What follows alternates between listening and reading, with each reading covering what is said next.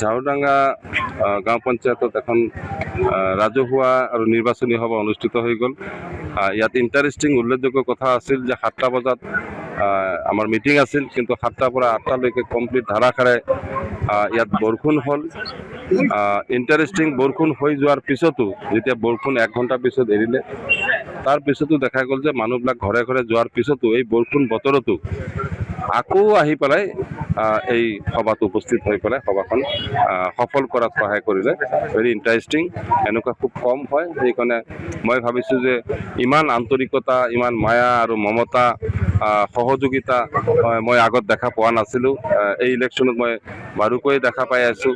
এই ইলেকশ্যনৰ ছবি একেবাৰে বেলেগ ছবি। এই ইলেকশ্যনৰ ছবিটো উন্নয়নমুখী, চৰকাৰমুখী, বাস্তৱমুখী, নতুন প্ৰজন্মৰ আশা, ইয়াত সকলো মিলি আমাৰ সমস্যাবহুল সমষ্টিখনৰ যাতে সমস্যাবিলাক দূৰ হয়, এই কথাবিলাক চিন্তা কৰি আছে আজি বাস্তৱিক দৃষ্টিভংগীত আমাৰ ৰাইজে। কাৰণ আমাৰ ইয়াত প্ৰটেকশ্যনৰ কথা আছে, নিজাববীয়া এখন ৰাস্তাৰ কথা আছে, কৰ্মসংস্থানৰ কথা আছে, শিক্ষা, কৃষি, স্বাস্থ্য আদি কৰি আমাক বহুত ডিপাৰ্টমেণ্ট, আমি বহুত পিছত আছোঁ। আমাৰ ফুল ফ্লেজেড ডিষ্ট্ৰিক্টখন হৈ উঠা নাই। ৰাস্তা ঘাট তেনেকুৱা কলাপছ হৈ গৈছে বহুত জেগাত 10 বছৰে। গতিকে হিন্দু মুছলিম জাত পাত এইবিলাক মানে আমনি পাইছে মানুহ।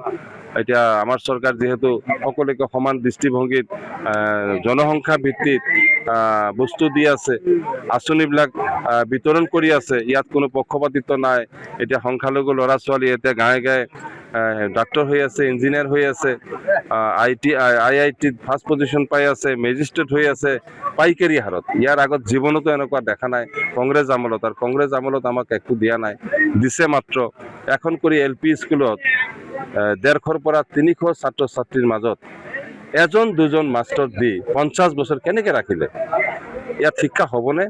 ঠিক সমান্তৰালভাৱে সেই সময়তে অইন জেগাত 30ৰ পৰা 40-50জন ছাত্ৰ ছাত্ৰীৰ মাজত 10-15জন কৰি মাষ্টৰ তাত নিযুক্তি দিয়া আছিল বা তাত পোষ্টিং আছিল। গতিকে তাততো শিক্ষা হ'বই, আমাৰ তাতে শিক্ষা নহ'বই। গতিকে এই কথাবিলাক কমিউনিকেশ্যন ইয়াত ব্যৱস্থা কৰা নাই, ব্ৰিজ দিয়া নাই, ৰাস্তা দিয়া নাই, যাতে আমাৰ ব্যৱসায় বাণিজ্য উন্নতি নহয়, আমাৰ মানুহ যাতে সচেতন নহয়, আমাৰ মানুহ যাতে আৱেগিক থাকে, ভোট দিয়াৰ ক্ষেত্ৰত যাতে আগবাঢ়ি যাব নোৱাৰে, তেওঁলোকে ভয় দেখাব, লোভ দেখাব, কেতিয়াবা সূতা দিব, কেতিয়াবা কম্বল দিব, কেতিয়াবা আঁঠুৱা দিব, 50 বছৰত এবাৰ কৰি 300 মানুহক, এইবিলাক গুমৰাহ বনাই যি অৱস্থাত পেলাইছে আজি মানকাছৰ সঁচাকৈয়ে দুখ লগা অৱস্থাত কৈছে। লাষ্ট 10 ইয়াৰ্ছত আৰু আমি বহুত বেকত গ'লোঁ, বহুত পিছলৈ ঘূৰি গ'লোঁ। যে যি সময়ত ভাৰতবৰ্ষ আগবাঢ়িল, যি সময়ত অসম আগবাঢ়িল, সেই সময়ত লাষ্ট 10 ইয়াৰ্ছ 10 বছৰ আমি বহুত পিছুৱাই গ'লোঁ। গতিকে সেই দৃষ্টিখন যে বনাই থৈছিলোঁ বা আমাৰ সময়ত যে হৈছিলে, সেই ডিষ্ট্ৰিক্ট তেনেকেই থাকিল। কোনো ধৰণৰ ফুল ফ্লেজেড ডিষ্ট্ৰিক্ট অথবা পূৰ্ণ পৰ্যায়ৰ ডিষ্ট্ৰিক্টৰ এটা সূচনাও কৰিব নোৱাৰিলে, যাৰ বাবে আমি বহু ক্ষেত্ৰত বঞ্চিত হৈ থাকিলোঁ, বহু ক্ষেত্ৰত পিছুৱাই থাকিলোঁ। ব্ৰহ্মপুত্ৰ আহি পালে হেডকোৱাৰ্টাৰ। গতিকে আমাৰ জ্বলন্ত সমস্যা বহুত আছে। ইয়াত খেলা ধূলাৰ ষ্টেডিয়াম নাই, তেওঁলোকে যে খেলা ধূলা কৰিব ফিল্ড তেওঁলোকে পাব, তাত যে শৰীৰ চৰ্চা হ'ব, পুলিচ ডিপাৰ্টমেণ্টত চাকৰি পাব। গতিকে সকলো ক্ষেত্ৰত দেখা গ'ল যে এটা কলাপছ অৱস্থাত গুচি গৈছে। ৰাইজে এতিয়া য়ং জেনেৰেশ্যনবিলাকে বেছি আগবাঢ়িছে আৰু গাৰ্জেনবিলাকে সঁচাকৈ এই ক্ষেত্ৰত আগভাগ লৈছে। গতিকে ইনশাআল্লাহ এইবাৰ আশা ৰাখিছোঁ যে মানকাছৰ সমষ্টি ওৱান চাইডেড ভোট হ'ব, এক জেগাত ভোট হ'ব, আৰু ৰাইজৰ মানকাছৰ সমষ্টিৰ মানুহ নিজৰ বাবে এইবাৰ, নিজৰ সন্তানৰ ভৱিষ্যতৰ বাবে এইবাৰ ভোট দিব। অতুল বৰা ডাঙৰীয়া আহিব, কেশৱ মহন্তৰ এতিয়াও ঠিক হোৱা নাই, অহাৰ কথা আছিলে। গতিকে তেখেত বহুত ইম্পৰ্টেণ্ট মানুহ আমাৰ কাৰণে, তেখেত ভালকৈ জানে আমাৰ সমস্যাবিলাক। সেইকাৰণে তেখেতক আমি দিছোঁ গোটাবাৰী জিপিৰ খোপাটিত দিছোঁ। তাৰ মানুহ উৎসাহী হৈ আছে। সকলো ৰাইজক, আমাৰ শুভাকাংক্ষীসকলক, কৰ্মীসকলক সকলোকে অনুৰোধ জনাইছোঁ যাতে দলে বলে সভাখন সফল কৰাৰ ক্ষেত্ৰত সহযোগিতা কৰে। তাৰ উপৰিও আমাৰ সকলোৰে চাহিদা আছিল, যিহেতু মেঘালয়ৰ কথাটো আপোনালোকে সকলোৱে জানে যে মেঘালয়ৰ লগত এটা কিবা 2-3 মাহৰ পৰা তেওঁলোকৰ ইণ্টাৰনেল কিবা এটা ঘটনাৰ পিছত আমাৰ মানুহবিলাক তাত যাব পৰা নাই। বিজনেছ তেওঁলোকৰো ক্ষতি হৈ আছে, আমাৰো ক্ষতি হৈ আছে। গতিকে এই ক্ষেত্ৰত সকলোৱে বিচাৰিছে এটা পাৰ্মানেণ্ট সমাধান।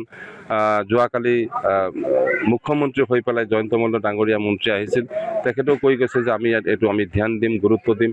আৰু আজি মই অলপ আগত খবৰ পালোঁ, মই দিল্লীতো যোগাযোগ কৰিছোঁ যে কন্যাৰ সময়ৰ এটা প্ৰগ্ৰাম দিব লাগে।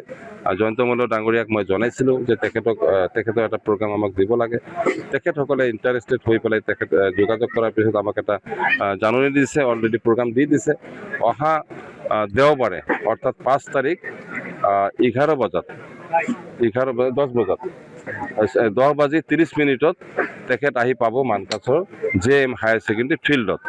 গতিকে এই মুহূৰ্তত মই ভাবোঁ যে আমাৰ ৰাইজে তেখেতক সন্মান এটা প্ৰদৰ্শন কৰিবলৈ বা তেখেতক ৰেছপন্স কৰিবলৈ, তেখেতৰ কথা শুনিবলৈ আমিও আগ্ৰহী আৰু আমি কথা পাতিম এই সমস্যাবিলাক লৈ।